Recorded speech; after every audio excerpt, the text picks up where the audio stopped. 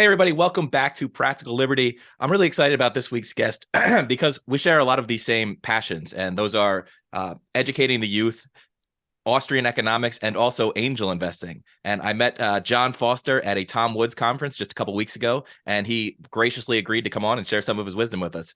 So, John, thanks for coming on. No, you're so welcome. Thanks for having me. So can you give folks a little bit of your background? Because you're the president of the Middle School MBA, which we're going to talk about. You're also an angel investor, but how did you get to the position where you're, launching these educational companies and having the, financial means to do angel investing? Because not everybody gets there. So what's your background like to get to the place you are today?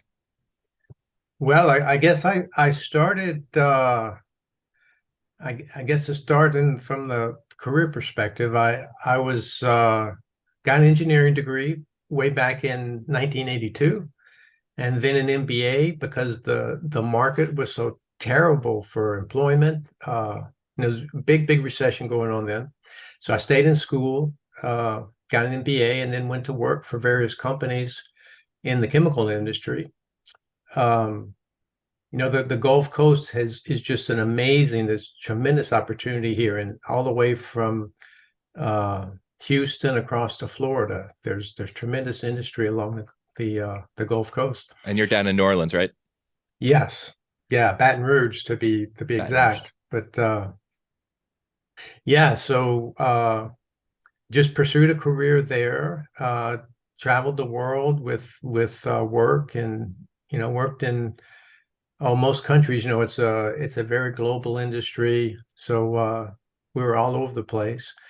Worked through the startups, and then eventually got onto the more business side and did M&A and corporate strategy. So yeah, just your basic 30-year career in industry. Along the way, I became interested. I was always interested in economics. In fact, it's kind of funny. When I was in grad school, I was working in the economics department, and nobody'd ever heard of an Austrian back then. I mean, it was just wasn't a thing. But I was doing a project for some professors then. We were doing these regressions on oil and gas production. And I remember I ran into this other grad student in the hall, and she said, "What are you doing?" And I'm like, "Oh, I showed her my work. We're making these regressions. I got a building demand curves for oil and gas." And what we would do, what they typically always do, is you take a bunch of data for many years and plot them out, and you go, okay, so here's my demand curve. Well, she looks at it and she says, "That's not a demand curve. You just have a bunch of intersections of supply and demand, over time. It's not a demand curve." And I knew she was right, but I didn't know how to respond. I'm like, holy cow! I just said, "I got to go." And so I left. I mean, she just wrecked my whole project with two sentences. And so I went back to my office, shared it with this other guy, and said, "This girl in the hall just wrecked my project, man." He goes, "Oh, she's an Austrian. Don't worry about her." And that was the first time I heard the word Austrian. I knew nothing about it for another probably 15 years. Then I ran into it again. I was like, "What is this stuff?" And started to study it. So yeah, did I was saying, along the way, during my career, I volunteered to teach economics in various schools. And so I developed a fair amount of experience in what kids can grasp, and what kind of things we're throwing at them. Because frequently, I came to understand that the limit to what they can learn is not them, it's us. And the way we approach it, and really how clear the material actually is, how well we understand it and are able to convey it. So over time, I developed the outlines of a curriculum, and the ways to teach kids. And then one day I was walking to class, and I said to myself, "Why am I teaching 14 kids? I should teach 14,000." And that's when I started moving it online, and building the tools that I always wanted to have in my teaching. Instead of me drawing these really bad pictures on the board and then saying, okay, imagine this changes like this and this goes over here. We built everything out in 3D software like Blender and have really great looking, very clear stuff. So there's no question what they're getting. And so when as that developed, I just decided that I was gonna move out of the corporate world and do this full time. And as luck would have it, we changed CEOs in the company that I was in, and we got this amazingly Stalinistic CEO who took an instant disliking to me. I can't imagine why.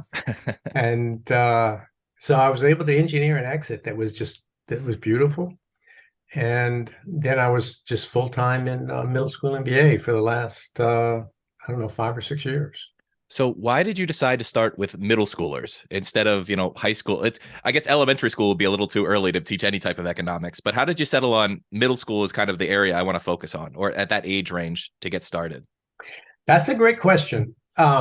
We actually started thinking that we would do high school. That's what everybody thinks is high school is the earliest that you can do it. And we kept discovering that we could go younger and younger. We even have some schools using it in the 4th grade. Wow. So even before middle school. And so it's just been we kind of evolved to there, but we're breaking the mold all over the place with middle school MBA. We're teaching, when we say MBA, we're not kidding. It's really graduate level economics. People don't learn about price structure and capital structure and that kind of stuff in your typical undergraduate economics course. And by using, like I said, 3D models, we're able to teach it to really, really young kids. That's pretty cool. I usually find that people raise themselves to the level that you expect them to, right? People are very adaptable. And if you put more of it's the expectation, but also it's almost a compliment. It's like, I believe you can do this. So you put the faith in them and the expectation on them. And a lot of kids can rise to that challenge and they really love it. Yes, you're so right about that. Not only kids, but teachers too.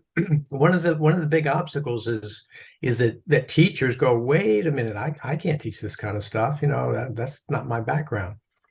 But in fact, when they do see it, we show them how we've made it very easy to grasp. They jump in and do it, and then everybody feels like they're punching above their weight. The kids, the teachers, everybody. And everybody responds, like you said, really positively to that. They love reaching that higher bar. So who exactly is using the material right now? Are you in mostly private? I assume public schools are going to pass this up, but are you in mostly private schools? Do you do homeschool groups? Like, how are you getting this out there, and who's utilizing, who's taking advantage of it? It's a real mix. Usually there's a motivated principal behind the thing, and those are scattered around many places, either a motivated principal or a motivated teacher. We're mostly in private schools. We're built to actually for a classroom situations, and so we're mostly in private schools. Some of them are secular, some of them are religious, just a whole variety there. We are in some charter schools because the charter schools are kind of in between right. The public and the private in terms of their willingness to try new things, and also they're subject to more competition, so they're more eager to want to have the best. So that's the majority of it is just where you find a school that's ambitious for their kids and want to get out of the box and do something big. So what do you think the advantages are of kids in middle school or high school even learning Austrian economics and then going out into kind of a Keynesian world, right? I feel like it's one of the things that was great for me is my dad kind of taught me a little bit about Austrian economics when I was growing up. He was always more on the libertarian side, especially from the Austrian school. So I heard a little bit about it, and then I got out into the world, started my own business, and everything operates on, the Fed's interest rates and this weird version of the business cycle that they push. So you kind of, as an Austrian, it's Austrian economics is a description of how the world really works, right? It's a description of incentives and the interlinking dynamics of the economy. And then the Keynesian economics is kind of, here's how we can manipulate and control the economy. And so I guess what's the advantage of learning Austrian and then going out into that world? You have to know both. I guess what's the thought behind it of teaching kids that age, the Austrian economics? Well, the advantage is tremendous for kids. Anytime you apprehend the truth about any situation, you're ahead of the game. Sure. And so even the fact that it's a Keynesian world is, as you said, they're manipulating interest rates and stuff, still understanding what that means and what the manipulation of interest rates cause puts you ahead of the game in terms of what you do. But even more than that, more fundamentally, we see this with middle school kids all the time.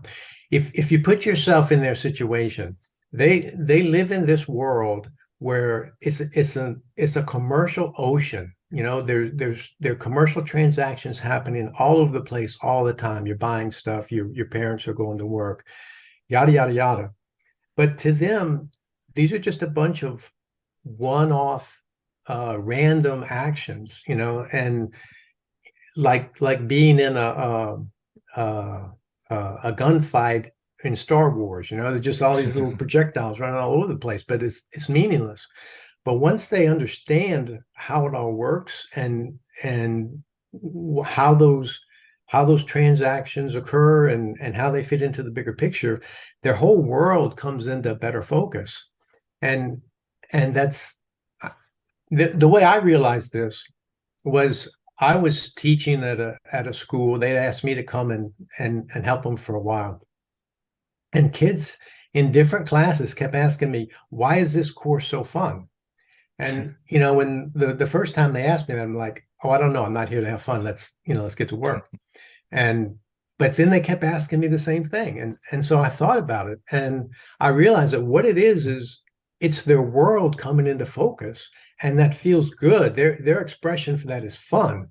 But actually what they're doing is they're understanding how important this is and how it makes sense, the things around them. So from that perspective, it's super important that they just grasp their world.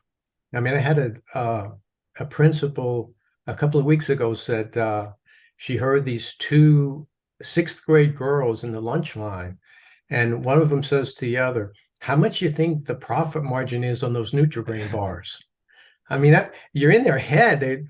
My sister in the town where she lives, we're in a couple of schools there, and she was just at the grocery store one weekend, and she ran into a little kid she knows, and she said, so how's it going? And he reaches in his pocket and pulls out the business card that he made in Middle School MBA class. He's carrying it around on the weekend with him. So that's awesome. Yeah, we get in their heads, we get under their skin, and it's because they recognize the authenticity of this stuff, and they just take to it like ducks to water. It seems so important to me because so many kids these days, and even up through like 30 and 40-year-olds, they think silly things like profit is theft. Like they don't understand even in the slightest how the business world works. And that leads them into this socialist Marxist bent where they think everyone's taking advantage of them, that businesses are just sitting on these heaps of money that could solve all the world's problems if only they would give it to the government.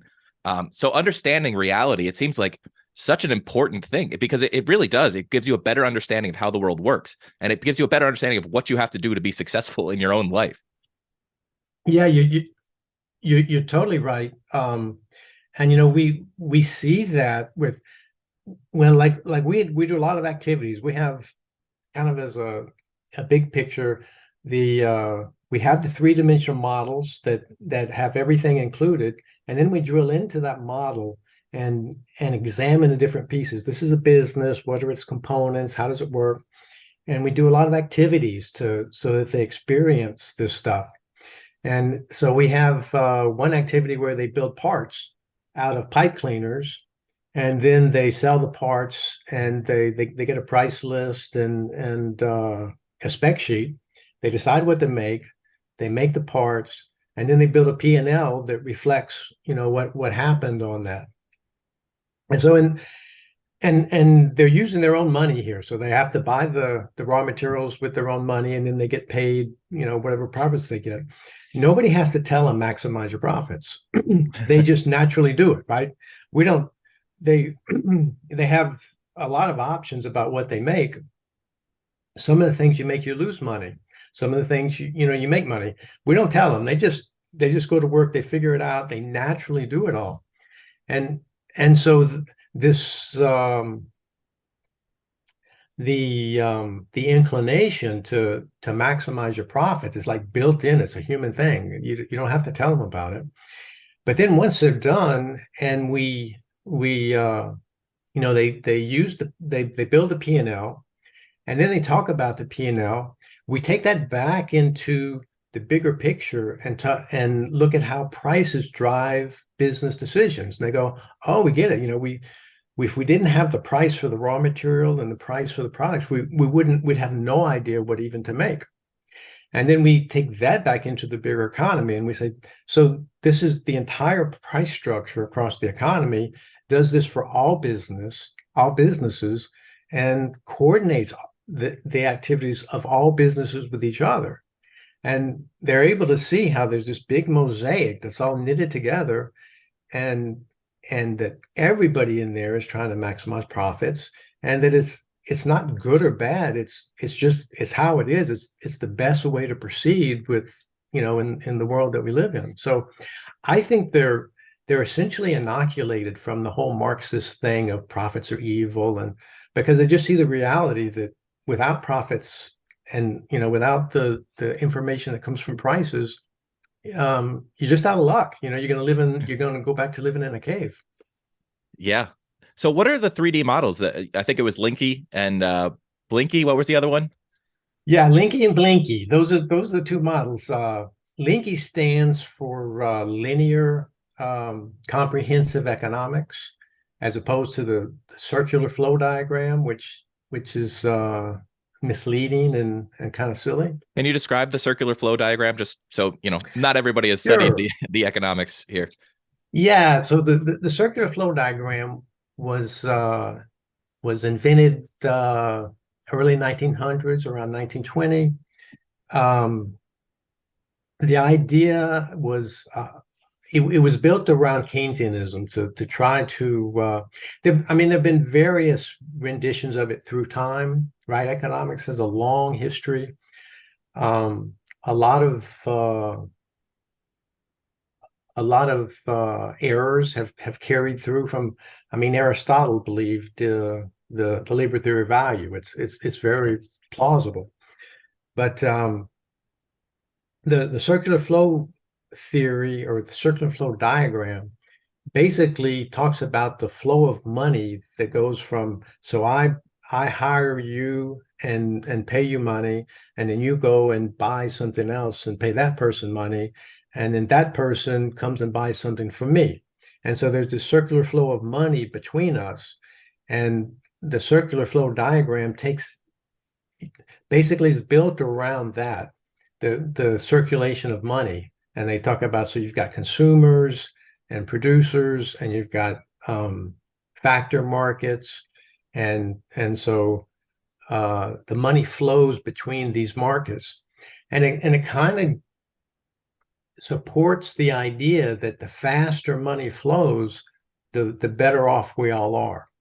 And also, if the money's flowing too slowly, then you can just put more money in there and make up for the fact that it's not moving that fast. Just put more money moving more slowly, and you still have a great economy. Right. So this is the velocity of money theory, why the government pumps money into the economy when they want to stimulate it. Right. And so, but the fact is, what's really important is production. Money is an instrument in helping people exchange things, and its purpose is to act as a lubricant in the economy, not to be the machine itself.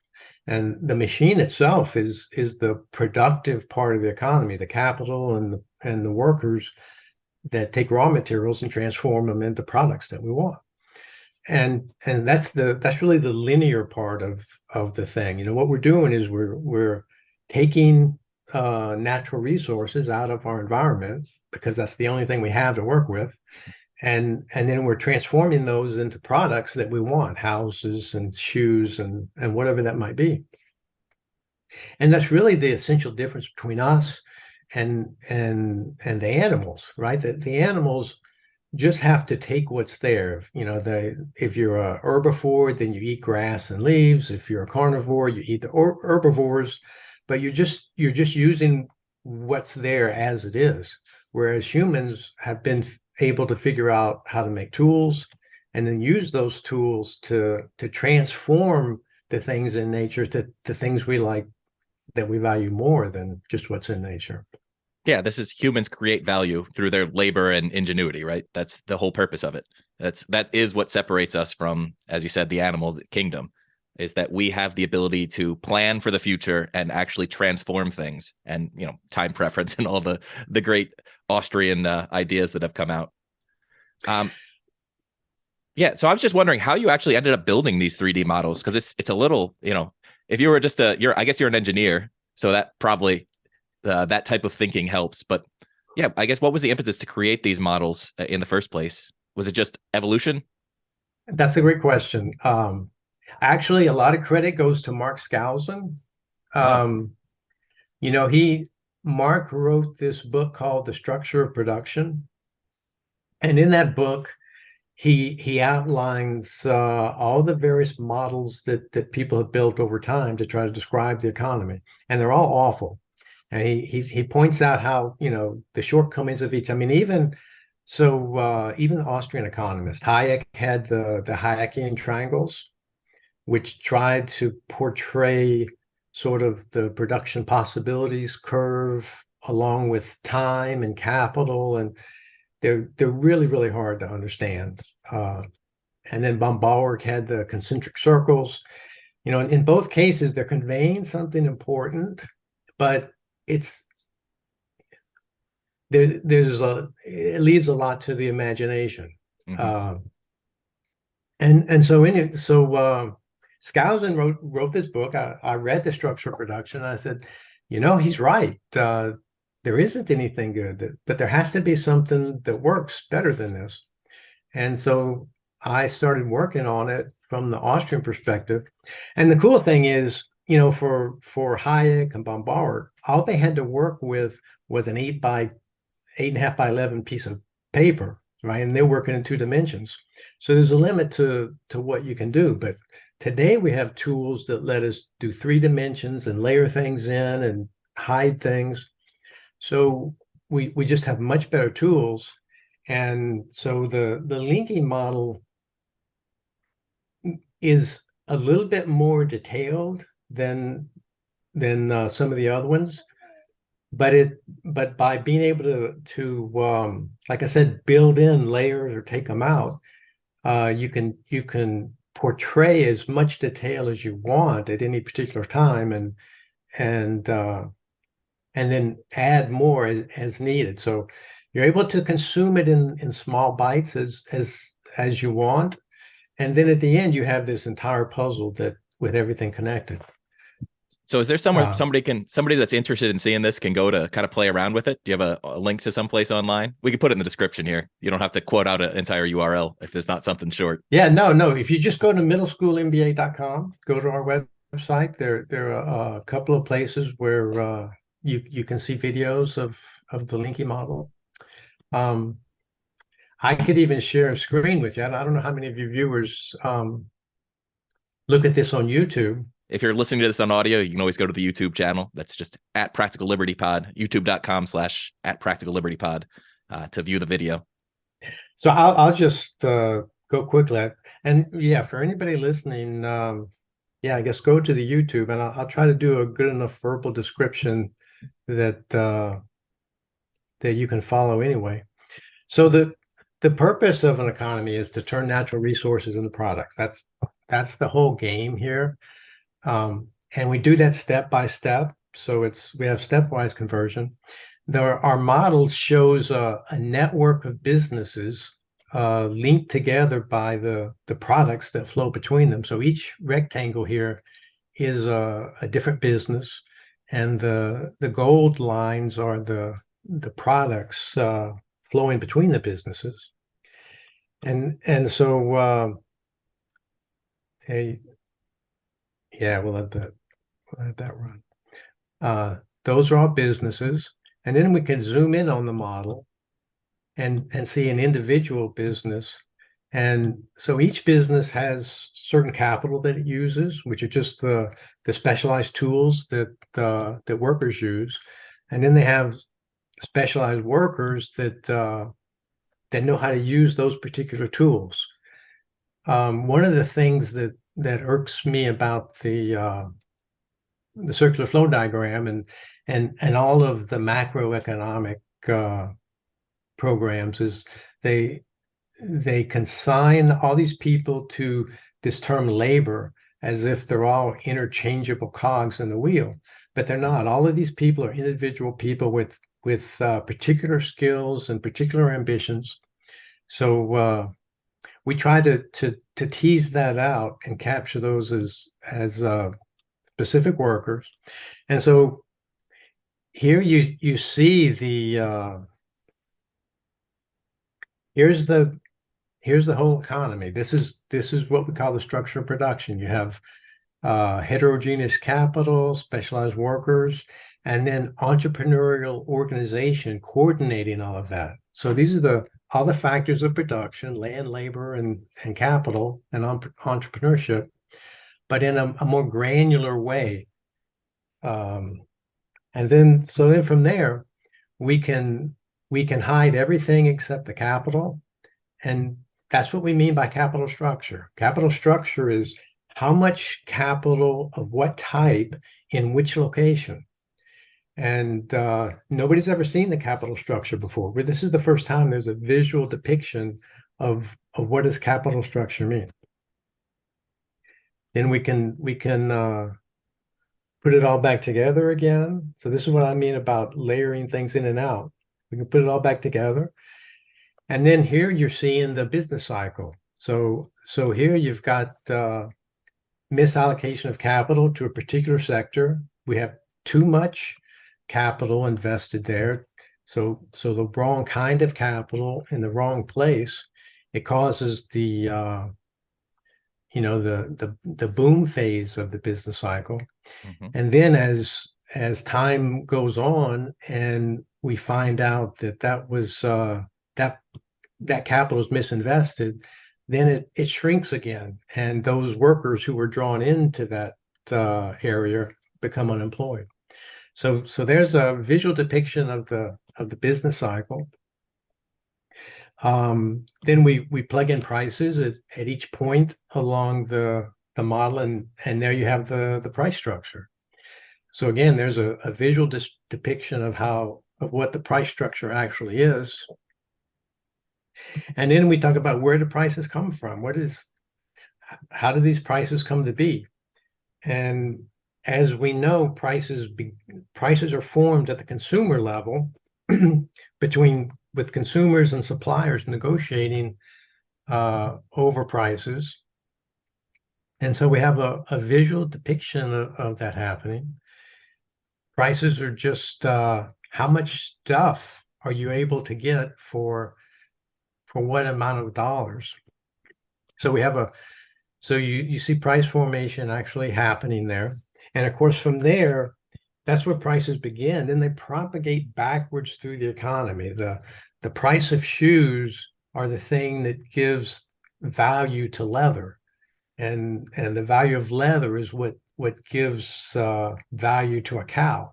So all these things propagate backwards to to raw materials, which is exactly the opposite of the labor theory of value. The labor theory of value says however much things costed at the front end determines the value at the back end. Right. So it's interesting that the subjective theory of value and the labor theory of value are at complete loggerheads. They're one is backwards from the other, and so it really makes sense that if you build a system like Marxism from the labor theory of value, that it's going to be a disaster. Because its very foundations are misconstrued. Right. And when you misconstrue all those things, that's how you end up with mass starvation. Like the Soviets didn't mean to starve everybody, but it was the inevitable outcome of mispricing everything by assuming it was the labor theory that Yes, determined the prices. absolutely inevitable. And then we contrast that with what happens in the government sector. As you Oh can see boy. here, this is the government sector. And as opposed to having price formation by negotiations between consumers and sellers, there is no price formation at this level. With the government, the money comes by taxes, is extracted by force with tax. And so there's a disconnect here between the money that's exchanged with the consumer and the service that's delivered. There's no price formation, and that's why it's impossible to figure out, should I hire one more policeman, or should I do we need one more truck to fix the roads? You can't make these incremental determinations. Right. Even worse, should we spend $1 trillion on a new fighter jet that's not going to work? Yeah, or $1 trillion to go destroy a bunch of other people's stuff. Yeah. This is a really cool model because it shows you not just the theoretical perfect world scenario, it shows you the distortions and the corrections that come back from it. So that's an interesting way to learn it, because I mean, distortions are part of the natural cycle, right? Like there's misallocation of capital is how you find the right allocation. It's not this natural thing that you can have the perfect answer. You have to discover the right answer in all these things. And it's cool that this model kind of shows that. Yes, and you can also see, okay, we've distorted the situation here at government procurement, but this is also connected back to the rest of the economy, and that results in distortions that go further back into the economy. And you can also look at this and say, okay, so here we've decided the government's going to provide military and police and courts, but we could decide that the government's going to provide health care. We could keep shifting this over to the left and have more and more of the economy subsumed by the government. In which case you would eventually find yourself with basically the Marxist picture. So we can take this and evolve it into a Marxist economy as well. And then we can lay in the money flows. So here is traditional banking, where the bank is just functioning as an intermediary and connecting people who want to lend with people who want to borrow. So this is the traditional function that banks have. And we show the green line is money of depositors coming into the bank, and then money that's being lent going out into the economy from the bank. And then we can add in fractional reserve banking, which gives credit expansion. And now we have, for the same amount of money coming into the bank, we've got a lot more loans going out into the economy. And then we can also add central banking on top of that, which just exasperates that same problem. At least with if you have fractional reserve banking, but it's competitive between the banks, there's a limit to how much they can expand credit before they end up getting a run on their bank and stopping the game. But if you have central banking, that can continue almost indefinitely until inflation causes everybody to stop the game. Yeah, this is a really complete model. It's pretty cool. So definitely, if you're listening, go to the middleschoolmba.com to check this out, because it's something if you're not watching on the video, you'll want to be able to see this, and it's pretty comprehensive. Yeah, and so it can do all sorts of tricks. We have there are even other we have recycles that go back to the other end, et cetera. And since it's a 3D model like this, you can turn it upside down, look at it from every direction. And like, so then if we're talking about middle school MBA, in a particular class, we may zoom into any piece of this model and say, all right, let's talk about these blue shapes here. That's capital. What are the properties of capital? Where does it come from? How does it work? What does it do? So we go all the way down to the really deep theoretical stuff. When we talk about money, we don't talk about how do you balance your checkbook. We talk about what is money? Where does it come from? What does it do? What are its properties? How do you recognize money? So, and we're doing this with 10, 11, 12-year-old kids. It's awesome because you could go up to any random adult on the street and ask them what is money, and 99% of the time they wouldn't have an answer. They wouldn't be able to tell you it represents value. They wouldn't be able to tell you anything about it. They'd think, oh, this is what the government created, and it's just not how money works. Yes, and there are a lot of university professors out there telling people that that's the case. Sure, it's remarkable. Hey, that's part one of my interview with John Foster. In part two, coming up in just a couple days, John's going to talk about how he uses Austrian economics to make angel investments. So make sure you tune in for that. And while I may not know as much about economics as John, I do know a decent bit about liberty. So if you want to get my tactical liberty checklist, go to henrybing.co/liberty. Again, this just shows you how to kind of assess where you are on the freedom scale and how to move up the ranks. So that's henrybing.co/liberty. And I'll see you in a couple days with the second part of this interview.